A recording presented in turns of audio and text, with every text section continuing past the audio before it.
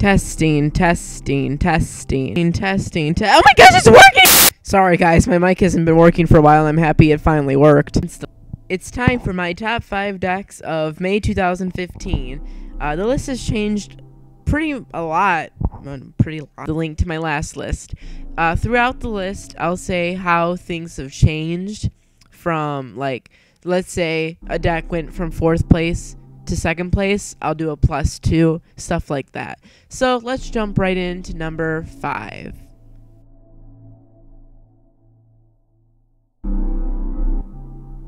For number 5, we have a debut. We have Zafra. Zafra is coming out in Cross Souls, and yes, I am counting Cross Souls in account for this list because it is Sneak Peek is next weekend, and the set comes out officially in the middle of May, and most of the Yu-Gi-Oh events are going to happen at the end of May, so Cross Souls will be legal.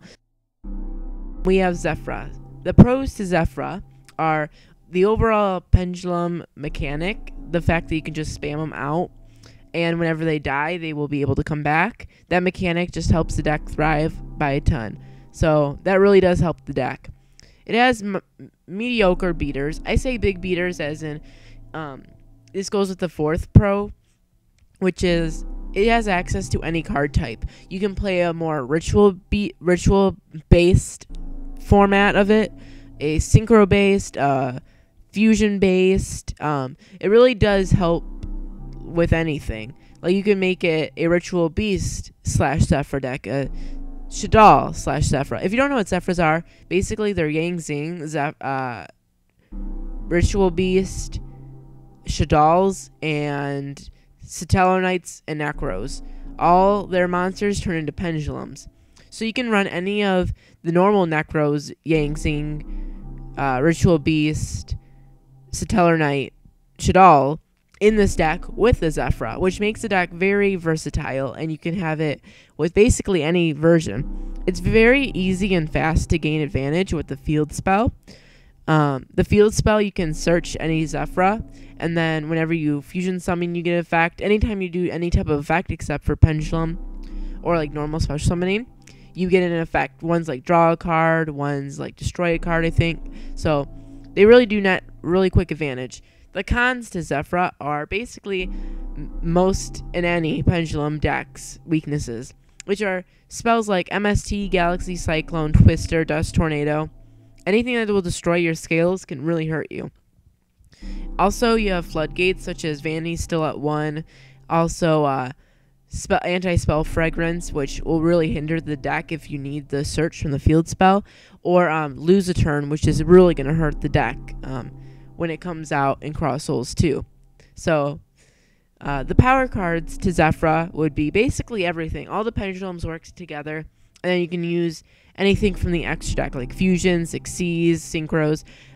Also, the field spell just nets you so much advantage in a game. You probably get at least +5 off of it if it stays on the field for a good 6 turns-ish. So, yeah. Number 5 goes to Zafra. Now for number 4. Number 4, we have Burning Abyss. Burning Abyss goes down 2 spots this month, as it was number 2 last month, but now it's number 4.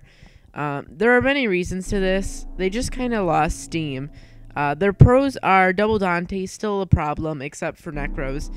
Their new fusion support is iffy. Doesn't help them too much, but it is a little bit of a push. Some people might try it. They have access to amazing traps like Phoenix Wing Wind Blast and Karma Cut and Fire Lake, but the cons are still really strong. They have Macro, D-Fissure, no Tour Guide. By that I mean 1 instead of 3. And they're kind of overran by Necros and Shadals at this point. It's kind of looking bad for Burning Abyss, and they're kind of burning down, no pun intended.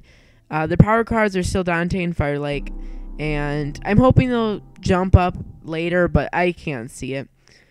So yeah, Burning Abyss is number 4 on this list. Following Burning Abyss, number 3, we have Satellar Knights, another debut. I was kind of dumb for not putting on the last list. But yeah, it's debuted into this one. I really underestimated their power with the new Star Seraphs, but they really are helping the deck. The deck still has amazing comeback plays with Altair. They're very consistent with the neb searches, and they have pretty good traps, like an Infinity Barrier almost. The cons, they still kind of brick hard with traps. They kind of draw trap only hands, and they can't really do too much with it. Hand traps hurt them, like Max C and Valor. Bombers, such as Black Rose Dragon, Excite Town Knight, because mostly they set like their 3 or 4 cards in the monster, and if they blow that all up, all the resources are gone. And if you are caught in a Mind Crush, it kind of can crush your plays. Their power cards are still Altair, Deneb, and Trevor, the giant true native all cards in the field. So yeah, Stellar Knight is a debut on this list. Number 2, we have Shaddolls, +1 spot from last list. Shaddolls are the deck that's gaining the most amount of speed this format. They have the new Shaddol Fusion, which will help with the Necros matchup. They have huge fusion plays with big damage.